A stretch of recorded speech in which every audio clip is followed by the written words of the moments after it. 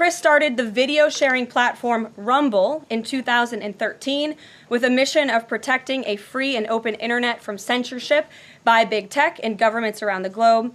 The platform has always been a place for independent creators to share their authentic opinions, and they have always included President Trump, in contrast to the way he was censored by other platforms in years past. Since its founding, Rumble has grown exponentially, recently marking 67 million monthly active users. It's a lot of users. If you're watching right now and interested in sitting in this seat, you can apply, whitehouse.gov/new media. With that, I will take your questions. And Chris, why don't you kick us off on this very busy news day?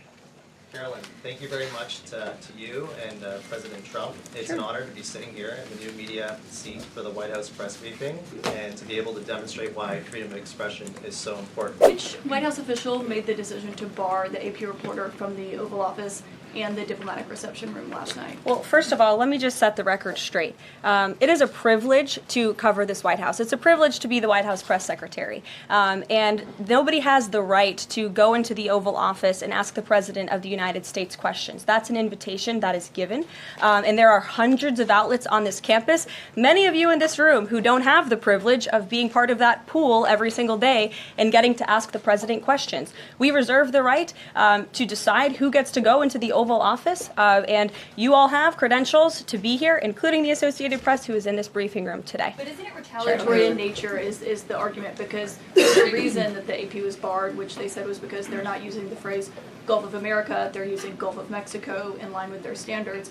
And so the question here is this setting a precedent that this White House will retaliate against reporters who don't use the language that you guys believe reporters should use? And how does that align with the First Amendment commitment that you were just talking about? I was very upfront in my briefing on day one that if we feel that there are lies being pushed by outlets in this room, we are going to hold those lies accountable. And it is a fact that the body of water off the coast of Louisiana is called the Gulf of America. And I'm not sure why news outlets don't want to call it that, but that is what it is. The Secretary of Interior has made that the official designation in the geographical identification name server. And Apple has recognized that. Google has recognized that. Pretty much every other outlet in this room has recognized that body of water as the Gulf of America. And it's very important to this administration that we get that right, not just for people here at home, but also for the rest of the world. The Trump administration is restricting the freedom of press the same way that authoritarian regimes typically do. The wrecking ball of right-wing authoritarianism is swinging right through Congress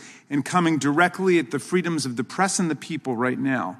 The self-appointed CEO of this operation is the unelected bureaucrat and aspiring techno-dictator Elon Musk, who Steve Bannon calls a truly evil individual, trying to create a techno-state in which he's king and most of us are reduced to the status of serfs.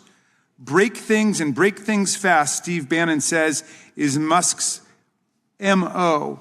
De facto President Musk and his nocturnal Doge Muscovite Youth Brigade have now taken control of dozens of federal computer databases in order to dismantle entire federal agencies and programs that we in Congress created and funded with appropriations to keep our people safe and secure and healthy. Everybody knows that the mainstream media really hasn't been worth a damn for quite some time. Really throughout the majority of my life, they've been playing both sides. You know, CNN would bring on these people who debate climate change. Is it real? Is it not real? Even though we know that it is real. By the way, CNN has the absolute worst panel discussions out of pretty much everybody. They may even be worse than Fox News because they don't talk about anything whatsoever.